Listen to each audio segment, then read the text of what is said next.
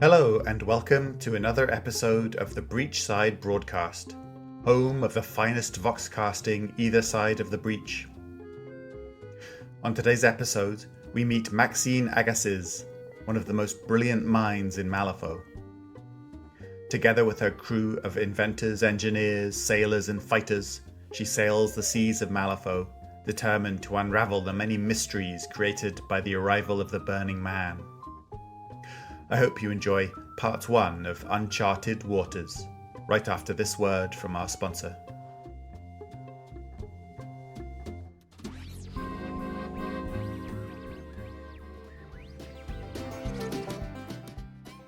This episode of the Breachside Broadcast is brought to you by Jeremiah Coppersmith's Research Assistants. We specialise in dangerous and esoteric research that regular researchers won't touch. If you've got a book that causes insanity or an experiment that may trigger an ancient curse, contact our team. Rest assured, graduate students are inexpensive and highly expendable.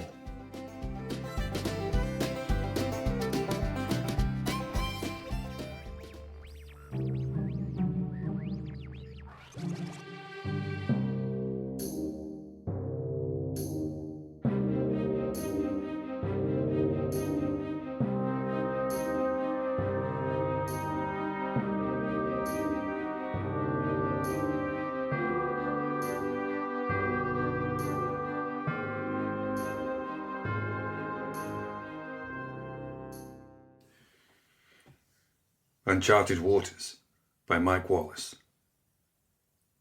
In all chaos there is order. It was the mantra of the scientist, the simple belief that there is no true chaos, merely patterns that have not been defined, or new variables that alter existing ones into unfamiliar forms. All one needed was time, and the necessary calculations to break them down into something that could again be codified. Maxine Agassiz's study had become an apt analogy of this. Her normally pristine office had been slowly transformed from a place of organized peace to a cluttered nightmare. Papers, covered in notes and addendums of notes, formed mountains on the desk and tables, surrounded by empty ink pots and long-forgotten cups of tea. Maxine sat in her favorite chair, one hand absently spinning a sepia-toned globe of the earth marked with red pins. London, San Francisco, points of the world where the cult of the Burning Man, or some other force, had opened their portals to that distant world of Malifaux, permitting the horrors of that place to spill forward. Within arm's reach was an old chalkboard, marked with weaving calculations of mathematical formulas. It was pure, disconnected nonsense to anyone who tried to read it, and yet Maxine's months-long studies had pointed to no other possibilities. She simply couldn't turn the nonsense into a pattern. She ran a hand through tousled grey hair and straightened her jacket. Wild eyes, heavy with dark circles, picked over every dishevelled detail. What was that, dear? Maxine started, roused from her churning thoughts. What? She turned.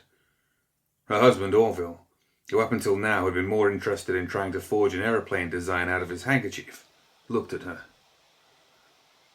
He said something very grand, philosophical. Pit your mind against the frenzied vagaries of disorder and make them fall in line, or something like that. Orville threw his cloth aeroplane and became crestfallen when it landed on the floor in a soft heap. Despite herself, Maxine smiled. The portals, Orville. It's still the portals. She went to a corkboard next to her messy desk, thumping a thin fist against the pages she'd torn out of various journals and publications. Many of the insights given to her were underlined or circled. A map of Earth hung close by, stuck with bright orange pins linked together with yarn. Maxine had been looking at the same repeating numbers and articles for weeks. Rubbing her eyes in frustration, she turned to a collection of dog-eared, heavily annotated copies of her most promising research guides, published by the finest minds of the age. Luminous Bridges by Attos, Stabilization of Interdimensional Tunnels by Heinzmann, Mechanized Magic, A Journey from Superstition to Science by Ramos. She had a heck of a time getting hold of that last one after all his books were banned. But it was another that caught her eye, just briefly.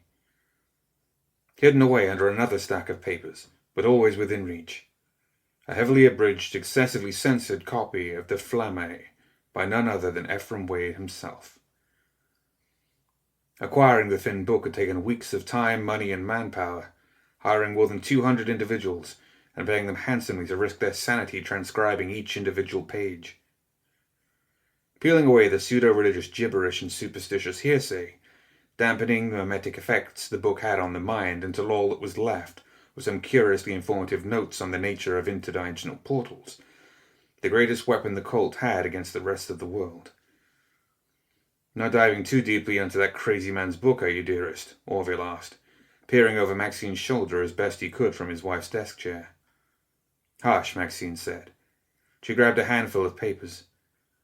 "Here, you're looking positively bored." He gleefully began folding the papers together, while Maxine turned to the chalkboard and the mathematical formulas that took up every inch of available space. "It makes no sense." Orville was well into crafting the third plane for his paper fleet. "Why don't you talk it out, dearest, like we did in our old academic days?" Maxine exhaled, trying to wipe her mind clean and start from the beginning. "From these books I've learned that portals, even small ones, require a tremendous amount of power, more than can normally be sustained by a single person or a group of people, even with a steady cache of charged soul stones." Orville gave it some thought. "That makes sense. Where is this power coming from?" She pointed at him. "I'm getting to that. My point is that these energies normally disperse. Ley lines form and scatter, but they don't gather, until now. Etheric energies are gathering in these ley lines. They're bloating, like a tick," Orville offered hopefully. Maxine hesitated, chewing on the imagery, but agreed. "Yes. Otos's book, Luminous Bridges, states that Earth is suffused with ley lines, natural currents of unbound etheric energies, magic, that crisscross the planet. Even in a weakened state, these currents can be measured and accounted for. These energies are like rivers or electricity, always moving along the path of least resistance. To where?" "Nowhere," Maxine said, almost wailing, throwing her hands into the air. "Dissipation, entropy. It doesn't make any sense. Mathematically, we should be able to chart when the lines swell with power, but they just don't seem to behave in any sort of fashion. The Burning Man is just madness." Orville frowned through his moustache. Maxine's shoulders slumped. She looked so tired. But if there was one thing Orville had learned, it was that he couldn't stop Maxine from tackling the hardest problems in the scientific world. He hugged her, kissing her forehead. "Well, ticks or not, you don't get any energy from ley lines. We've missed you at dinner. I hear Martin is making his famous roast turkey. Mashed potatoes, butter, maybe even rolls." Orville smacked his lips over dramatically. Maxine gave him a quiet smile but didn't look up. Orville squeezed her again before scooting out the office door. "I'll have him save your plate." The chalk-filled slate loomed over Maxine. It was chaos. But wherever there was chaos, there had to be order. The cover of the Flamme drew her eye. Puckered leather made up the cover, stamped with runes to ensure the book's latent magic couldn't affect anyone nearby. One corner was cracked, the leather split into little spiderwebs from a central point. A tick. Maxine's eyes raced, brain barely keeping up with her rapid calculations. She raised her hand and pinched the back. The skin went pale from the pressure, then returned to its normal color when she let go. It was a gathering, an abundance, a flood based on where pressure had been applied. Scrambling for her chalk, Maxine whispered to herself, tracing back over her calculations. She cleaned off a new space with her sleeve and immediately filled it with another long string of looping variables and numbers. She stepped back, feverishly looking over her work. "Orville! Orville!" Orville's voice grew louder as he meandered back down the hall. "Change your mind about that turkey, my love. I would offer to carry you down the stairs, but the knees aren't as spry as they used to be. What say you hop on my back? Might be easier to get better leverage. Fulcrums. Maybe I could make some sort of launching device. Just come here. Maxine dragged her husband into the study, kicking piles of paper and books out of the way. She parked him in front of the slate and pointed to her latest equation. This. Here. Does that make sense? Does the formula equal out? Orville stroked his walrus-like whiskers and furrowed his brow.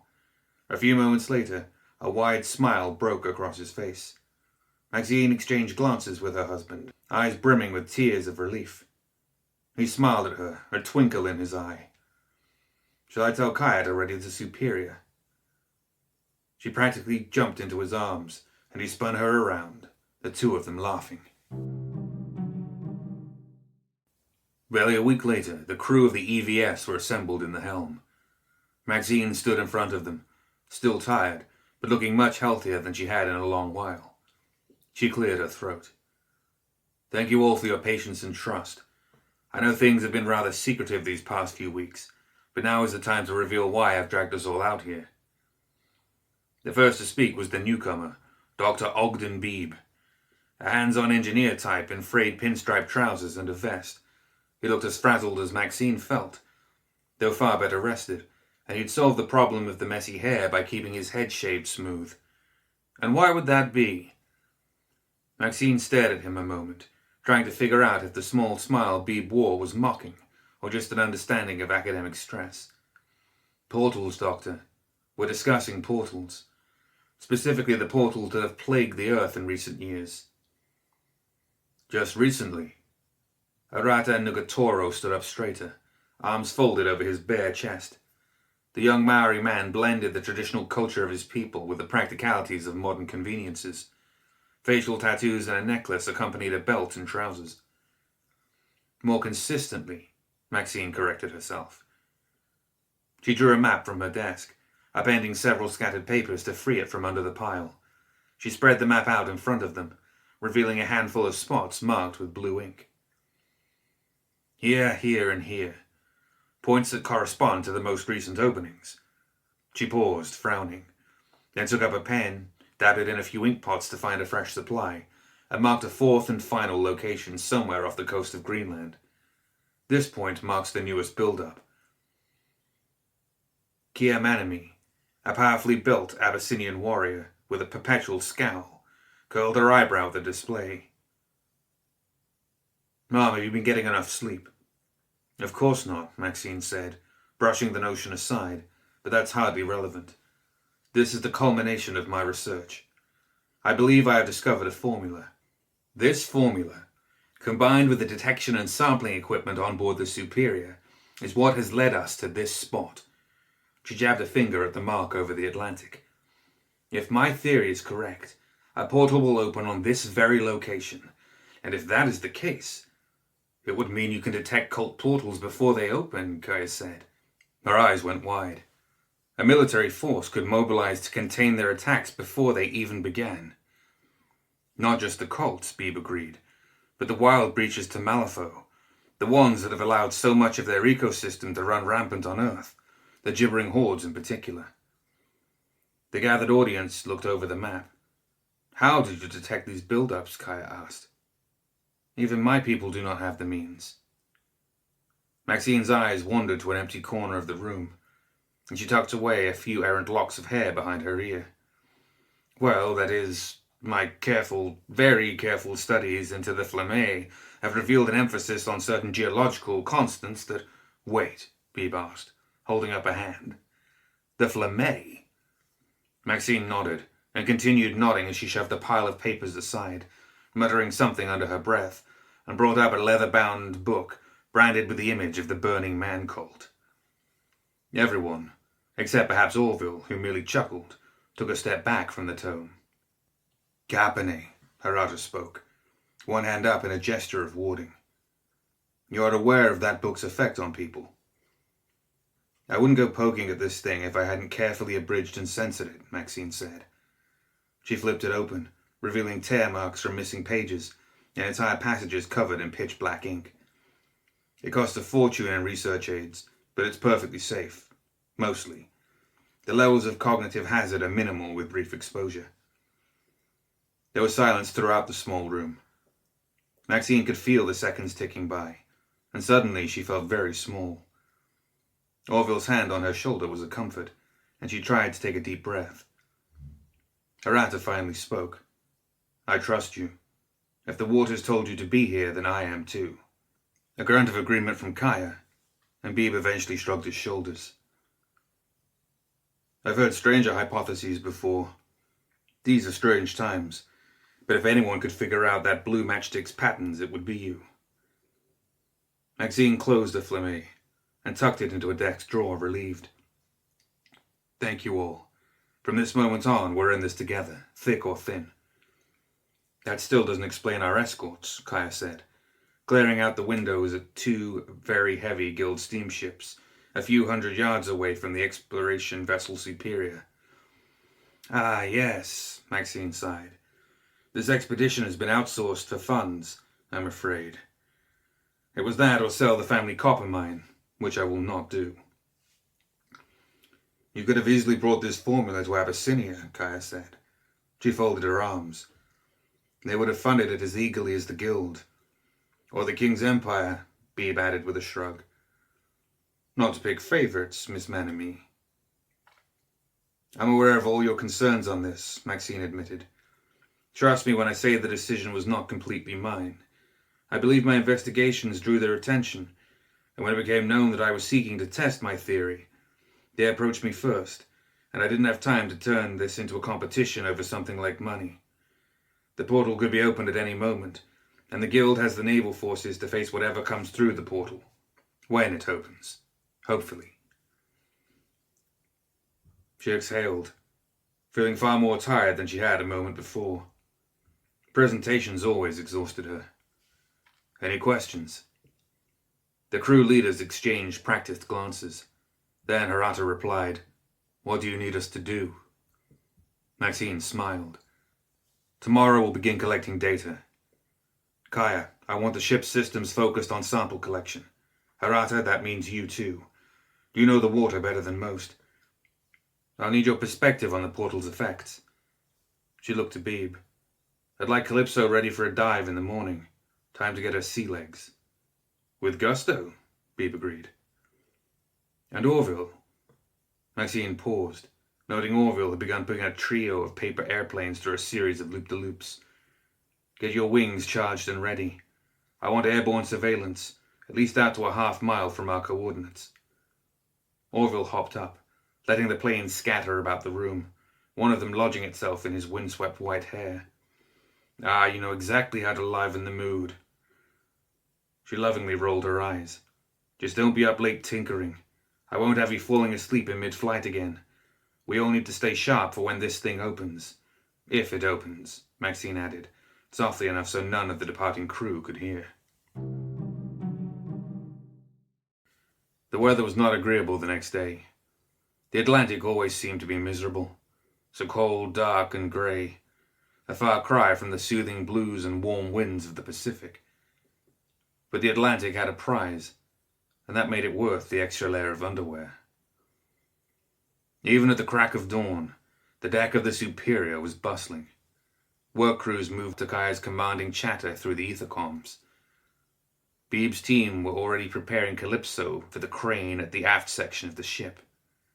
The spherical construct coincidentally reminded Maxine of a squid, with a series of mechanical legs holding it up, and a collection of crab-like limbs extending from its sides that included gripping pincers, cutting and welding tools, and an assortment of manipulators and sample collectors that served Calypso's primary purpose, as a scientific exploration submersible. To her surprise, Beeb was not crammed into the tiny cockpit of the Calypso, instead unpacking a sizable control console that his team was disassembling and carrying in pieces into the submersible. It looked advanced but confusing, the work of a man who had not built Calypso's controls with an everyman interface in mind. "Not taking a dive yourself?" Maxine asked as she approached. Beeb gave her a bashful smile. "I considered, but decided I haven't yet had a chance to field test her under these conditions yet. Besides, I didn't spend half my research grant on 2 frequency-tuned soulstones just to leave them sitting in a crate." He hefted a portion of the console and began heading for the ship, and Maxine fell into step beside him. "What's the range on your console?" 1,000 meters, Beebe said, nearly bragging. "Give or take. About the same length as her tether, and a few hundred below her maximum safe depth. I designed the transmitter and receiver to use the ocean water as a natural conductor, so we should get a clear signal." "I'm curious that you chose a remote console over a logic engine," Maxine remarked. "Oh, she has one," Beebe said. "Not much more advanced than her dog, though. In the event of a transmission failure, or if the pilot is disabled, she's programmed to return to the surface and begin emitting a reclaim code." "Ah," Maxine said.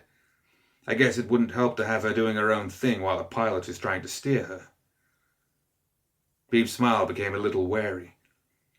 "Experience has taught me that when you're underwater, the last thing you want is for the machine to decide it doesn't want you on board." "Understandable," Maxine said, "as long as the readings stay clear." "No worries on that," Beebe agreed. They arrived in the scanning room, and Maxine stepped aside for Beebe to continue the installation of his console in a corner of the room. Around him, teams of machinists made use of some of the most advanced equipment seen on either side of the breach: ether detection and ranging systems, hydroacoustics, electrical and temperature detectors, and more. Each console required its own master's degree to understand. Maxine, of course, had them all. Kaya entered, ducking under the bulkhead frame. "Morning." Maxine returned the greeting. "Ship's in good shape, Kaya." "Yes, ma'am." "All systems are a-go, excluding Beebe's contraption." "Just wait till you see her in action," Beebe insisted, working under his control console with a screwdriver. "She's impressed everyone so far, and I think even your sourpuss will appreciate such a fine bit of engineering." Kaya snorted, a hint of a smirk on her face. "We'll have to divert power from the generators to carry the additional drain.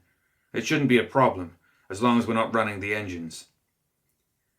"Moving the ship while Calypso is submersed is a bad idea anyways," Beebe said, emerging from under the console. "It's basically an anchor while it's tethered, and I don't intend to drop it into the Atlantic." Maxine nodded in agreement. "What about the guild escorts?" Kaya's lip twitched. "The Hammer is maintaining its escort distance. The Hoplite is engaging in combat drills. The feel of those guns hanging over my shoulder—" I know. We all feel the same way," Maxine said. "But this is my vessel. You have my approval to do anything necessary to ensure the safety of this ship and its crew, even from the guild." The broad Abyssinian woman barely let a smirk touch her face. "Of course, Mom." "Good. Now where's Harata?" "Fishing," Kaya said. "At the prow." "I'll go check on him next. Call me before you launch Calypso, Doctor. I'd appreciate being there for her first sea voyage." "It would be my honor." Maxine smiled and left the scanning room, strolling down corridors of her ship, appreciating the feel of it being alive. The Superior was not a new vessel by any means, having been built around the turn of the century. It had been paid for, and partially built from, the rich copper mine she owned, and that made it as much a part of her legacy as the mine itself. Maxine had spared no expense ensuring that the Superior benefited from the most advanced materials and technologies she could buy or build herself. It was an older ship, but the halls were filled with discovery. As Maxine emerged near the prow, she took note of the harpoon guns that lined the deck. The armaments were one such recent addition, a necessity when so much of the world's oceans now held Malifaux's aquatic horrors, fending off sea monsters that had become a very real part of sailing Earth's seas. Kaya had contributed her own expertise to the task, improving the guns to Abyssinian standards, and building crude interpretations of Abyssinian shock spears that would deliver a lethal jolt to whatever they hit. Expensive, but Maxine would rather have them and not need them than vice versa. Harata was standing alone near the prow, staring into the waters below. The chill, wet wind of the Atlantic seemed to have no effect on him. His eyes were shut, flinching only slightly against the spray of the ocean, and he held a tethered net in both hands. "The sea is restless," he spoke. just loud enough to be heard over the wind. A look of concern flashed over Maxine's features. Arata was inscrutable. Restless in a bad way? Maxine asked nervously. Arata laughed. It was a reassuring sound. Not at all, Capone. The Atlantic is temperamental, but talkative. Jealous, maybe, of her warmer sisters, but proud. Maxine quirked an eyebrow. And our objective? There is power here, he nodded. He cast the net into the waters, letting it trail from its rope along the starboard side of the ship. An energy that does not feel natural or native to these waters. I believe we are in the right spot. He hauled the rope up, his muscles straining as he brought up a net half full of struggling fish. It draws many hungry mouths. "Make way!" came a cry from above. Maxine turned and ducked as Orville's bare foot swept past her head. He kicked and twisted, catching a headwind and soaring upward on a pair of broad mechanical wings, strapped to a rocket-propelled thruster pod on his back. It coughed a puff of black smoke and blue-green flames, fighting the wind. "Pardon me, dear." "Where is your shoe, you idiot?" Maxine shouted. "A few 100 feet below us, I'm afraid," Orville said. "It was causing a bit too much drag anyway." She sighed, rubbing her temple before shouting, "Did you at least get breakfast before you took off this morning?" "You know I never fly on an empty stomach," he answered, letting out a whoop as he did an impromptu flip. "This wind is a fighter, but I won't go down like some two-bit boxer. Have at." "Well, report your findings," Maxine called out, fighting against a smile tugging at the corner of her mouth. "Plenty to see," Orville said, swooping low and landing on the deck. "Oh, this deck is cold." The wings retracted with a stiff, robotic motion, though the thruster pod continued to hiss and smoke. "Focus, Orville. We're here for a reason." Yes, of course, dear." "Well, I see no hide nor hair of any large fish," Orville said, readjusting the straps on his flight pack. "Anything bigger than a mackerel is giving the area a wide berth, and there's discoloration in the water, extending to almost 1,000 meters in every direction. The water around us is warmer than that beyond," Arata added, transferring fish from his net to a large bucket filled with water. "Interesting," Maxine mused. "The etheric build-up could be part of it, unless—" She frowned and tapped her chin. "Unless the portal is already open, in some minute form, exchanging water from Malifaux to Earth." "Not yet. The sea would have made it known," Arata said. "The variations between the oceans of Earth and Malifaux are distinct, like when a tide and a stream meet in an estuary, in a manner of speaking. We can bring samples on board when Beeb's bathysphere launches," Orville piped in, slowly enunciating the unfamiliar word. He was standing on one foot, pressing his bare toes to his trousers in an effort to warm them. "All the more reason for us to see it off. Let's go, Orville. We'll find you some shoes." "Yes, dear," Orville said with a chuckle.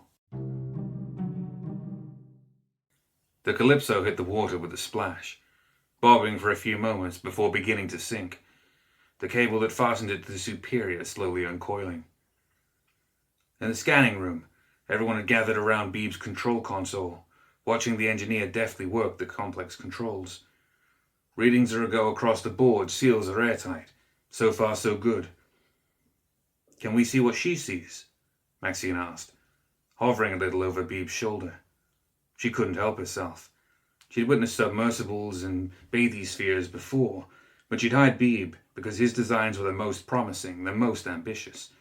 She was eager to see what the engineer could do. "In just a moment," Beeb said. "She makes Watcher Tech look like the common bird." He flipped switches and hit buttons, and a flat murky green lens about the size of a dinner plate rose out of the console, flickering with static until it revealed dark waters and a glint of the Superior's underbelly silhouetted from the dull sunlight above. "Magnificent," Maxine breathed. "The picture is so clear." "Not just a picture," Beeb explained. "Everything Calypso feels is fed to this console's readings. Pressure, temperature, even chemical information. though that last one takes a few minutes to be properly broken down into data. What can she tell us for now? Maxine asked. She's drifted down to 20 yards below sea level. Temperature is currently holding at a chilly 7 degrees Celsius. Current is northeasterly. Pressure is, about 36 pounds per square inch. Arata mentioned the seas of Malifaux would be different from ours, possibly chemically. Give me a read on that when you can. Well, we can look into water quality, Beebe said. He steered the Calypso about, circling the Superior. After a few minutes of exposure to the water, a sensor ticker began printing information out, and a long, thin ribbon of paper. Beebe tore a fragment away and began studying it. Looks pretty typical. Looks like oil's in the water, probably from our friendly guild escorts. Oh, this is interesting. Something else is showing up too. What is it? Well, it's tough. Too complicated for Calypso, Beebe said. Sinewy. Dense. Hard to say if it's native or not. What do you think it means? My guess? Remnants from lunch, Beebe said. Could be old muscle tissue. Doesn't look like anything I've seen before. Maxine pursed her lips. That could be from anything. Sharks, gibbering hordes. Yes, Beebe frowned, reading more of the printout. Maybe they know something we don't. Maxine turned to Kaya, who had been watching impassively. Make sure everyone is alert. Keep them armed and ready for trouble. Yes, Mom, Kaya said. She turned to leave the room. And Kaya, Maxine called out to her. Remind our escorts as well. Kaya flinched, but managed to smile. I had nearly forgotten. Anything else Calypso can tell us? Maxine asked, turning back to the viewing screen. For the moment, no, Beebe admitted. But if she picks up anything unusual, I'll make a note of it. Maxine pursed her lips. It wasn't proof of a portal, but it was the next best thing. She clapped her hands together. Keep Calypso swimming as long as you can. Inform me the moment you have something. I fear we'll have answers before the day is over.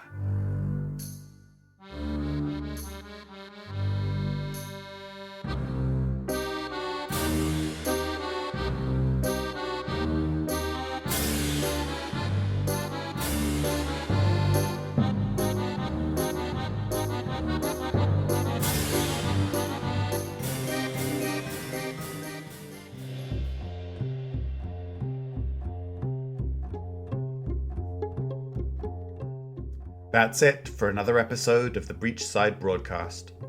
Join us next time for part 2 of Uncharted Waters.